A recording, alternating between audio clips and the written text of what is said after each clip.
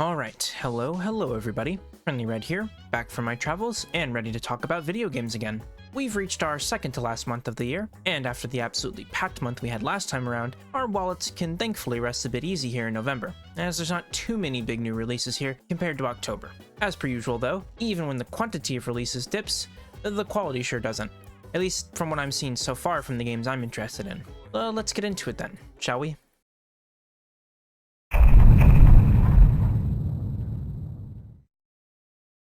Our first Thursday of November brings with it the return of the Mario & Luigi series with the release of Mario & Luigi Brothership.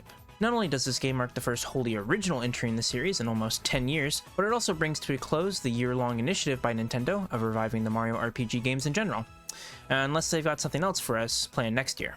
It's been just about 1 year since the release of the Super Mario RPG remake for Switch, and in that time we also got a remake of Paper Mario: The Thousand Year Door, and now a new Mario & Luigi game too. I'm not too sure who hit the Revive Mario RPG Games button over there at Nintendo, but hey, I ain't complaining.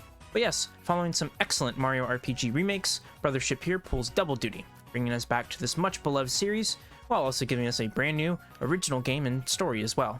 Personally, it's been quite a long time since I've played a Mario & Luigi game myself, as the last entry I played was Bowser's Inside Story on the Nintendo DS. So I'm long overdue for a new game to play. And thankfully, despite the shakeup in developers and long time between entries, this game here is looking to retain everything you'd want from a proper Mario & Luigi game. Lots of great looking exploration, puzzles, and combat mechanics all playing off the duo mechanic of Mario and Luigi working together, not to mention the gorgeous graphical uplift the series has seen here being on Switch, allowing for the first ever fully 3D game in the series.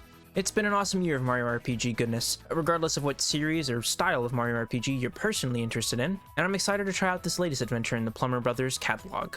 Hopefully this Mario & Luigi game does better than the last few on 3DS did. It'd be neat to see some remakes of the older games with this graphical style, or perhaps just a collection of all the previous games on Switch. Even without massive graphical overhauls, they'd probably look pretty good in HD with little to no other improvements. Mario & Luigi Brothership will be releasing on Thursday, November 7th, exclusively on Nintendo Switch.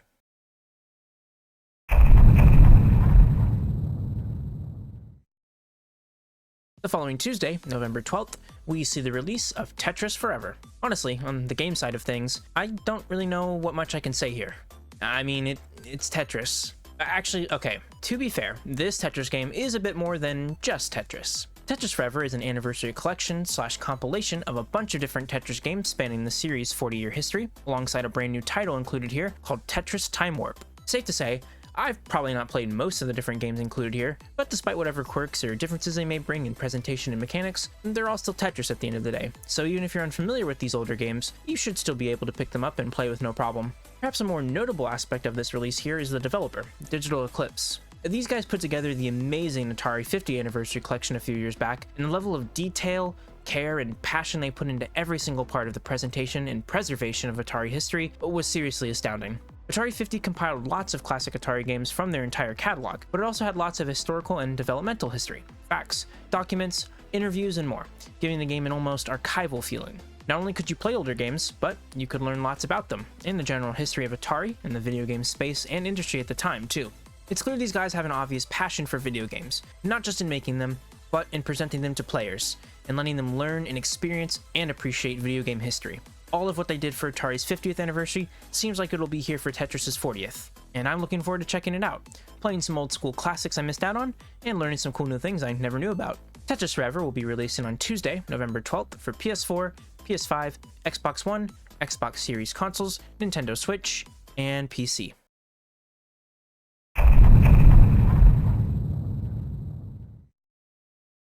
Two days after we celebrate the 40th anniversary of some puzzle gaming goodness, we get a double whammy of releases on the 14th. We'll start with the long-anticipated remake of a massively iconic and important JRPG, that being the Dragon Quest III HD 2D remake. Nothing quite like Dragon Quest these days, is there? I feel like so many RPGs and JRPGs these days are going for real-time, action-heavy combat, which isn't a problem, but there's something so nice feeling about playing a Dragon Quest game that's kinda hard to explain. They're almost comforting or cozy in a way, and while I've not played too many of the entries in the series, I've absolutely loved the ones I have played, being Dragon Quest IX and Dragon Quest XI. It's been a decent chunk of time since 11, the last mainline entry released, and while we've gotten some fun side games since then, they don't quite hit the same as a traditional turn-based mainline game does, so it's nice that we're finally getting this remake of 3 here, alongside remakes of 1 and 2 following next year in 2025. If you don't know much, or haven't played a Dragon Quest game ever, there's probably no better place to start than with this remake here, as while it is the 3rd numbered entry, it is actually the 1st chronologically. I'd highly recommend looking into playing this if you like turn-based RPGs, or RPGs with fantasy settings, as you'll no doubt be getting a masterclass experience in both those regards here in the remake. Never played 3, or the original trilogy of Dragon Quest games in general, but if they're anything like later entries, which they for sure seem to be, then you can expect some simple but very engaging and fun turn-based combat, alongside wonderful music, and of course the monster and character designs cooked up by the great Akira Toriyama. This is probably the most anticipated release of the month, and I can't wait to return to the charming, whimsical world of Dragon Quest. Here's hoping I finish Ys 10 and or Metaphor before this RPG comes a-knockin' though. The Dragon Quest III HD 2D Remake will be releasing on Thursday, November 14th for PS4, PS5, Xbox Series consoles, Nintendo Switch, and PC. Of course, I did say this day was a double whammy of releases, and indeed, we can't forget our other new video game entering into existence this day, that being LEGO Horizon Adventures. I've never actually played any of the proper mainline Horizon games, but I've gotta say, this LEGO-based spin-off actually looks like a lot of fun. That's not to say I think the mainline games don't look good or fun, but I don't know, I just haven't had the urge to actually go and play them, despite owning both the original title for PS4 and the sequel now for PS5. I may look into starting my Horizon journey soon enough though, as a remaster of the first game just came out, but if I'm being honest, I'm actually more interested in playing this LEGO version first instead. LEGO games are pretty much guaranteed good, clean fun, and this game here looks to take the world, characters, and some of the third-person action you'd find in the original games and translate it into this wonderful recreation of the world of Horizon in brick form. One thing I think that's really neat about this LEGO game compared to a lot of the other ones in the past is the fact that it's not just the characters that are LEGO, but the whole world environment as well.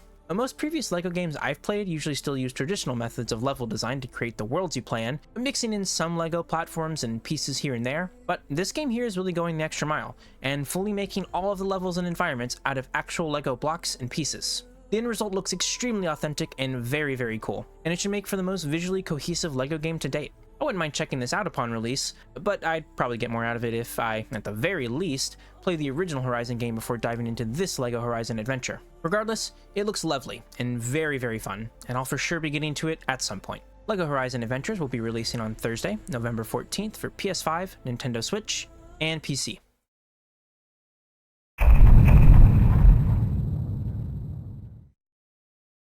And moving into our last releases to look out for November, Microsoft is bringing the goods with 2 back-to-back titles. First up, on the 19th, we've got the release of Microsoft Flight Simulator 2024. Good old flight sim. Built on a series of games, or simulators, that's as prevalent as it was in the early to mid-2000s, they're still very well put together games, and the revival they did of the series back in 2020 still remains the best flight sim on the market, as well as being one of the most visually stunning games you can play today. Sure, most racing, flying, or other simulators do tend to look great and very realistic, but I feel as though the modern-day flight sims take the cake, as not only do the in-game graphics and visuals look superb, but the way the game also integrates real-world map data, weather info, and more just elevates it to a whole other level. I didn't do too much in the 2020 revival of Flight Sim, as at the time my system wasn't quite up to the task of running it all too great, though this shouldn't be an issue now, and I'm looking forward to getting back in the cockpit and free-flying wherever I want. Of course, outside of the free flights, a big addition of 2024 here is the missions and scenarios.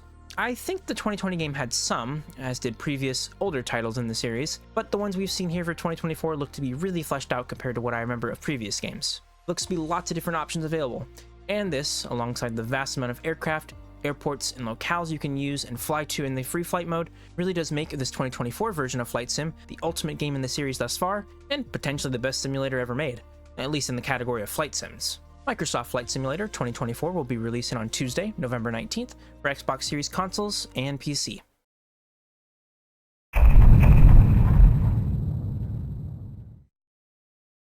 And the very next day, November 20th, which is also my birthday, we have the other Microsoft release, and our last topic of discussion here for the month, that being S.T.A.L.K.E.R 2, Heart of Chernobyl. Quite the birthday present, isn't this? Never played a S.T.A.L.K.E.R game, but I can say that this new game in the series here has piqued my interests. Right off the bat, I have to mention that this game looks absolutely gorgeous. I understand that visuals aren't everything, but even in the initial reveal for the game, it was looking beautiful, and the final product here is still holding up wonderfully, probably looking even better than it originally did. On the gameplay side, the first-person gunplay and animations look snappy and responsive, and the idea of wandering around the wastelands surrounding Chernobyl, fighting off opposing factions and supernatural and mutated entities sounds like a good time to me. If I had to liken it to anything, it sort of reminds me of Fallout, or perhaps something like an extraction shooter, with the emphasis on realism, exploration, scavenging, and survival. I also feel it's necessary to give a mention to the developers of the game, GSC Game World. These guys are a relatively small studio based in Ukraine, and faced lots of challenges and hardship following the invasion of their home back in 2022. While they did briefly pause development of the game, it quickly resumed, and I just think it's crazy that they went through with it, even with all the turmoil, stress, and difficulties they were facing. I don't think anyone would have been upset if they stopped work on the game until the situation improved, but they stood firm and continued to make the game they wanted to make, and the stories they wanted to tell, despite the real-world circumstances. There's a great documentary that was made regarding it all, called War Game: The Making of S.T.A.L.K.E.R 2. I'd highly recommend checking it out. And please, if this game looks interesting in the slightest, I ask that you check it out further and support the developers. More so than a lot of other ones out there today, I think they've earned it. S.T.A.L.K.E.R 2, Heart of Chernobyl will be releasing on Wednesday, November 20th for Xbox Series consoles and PC.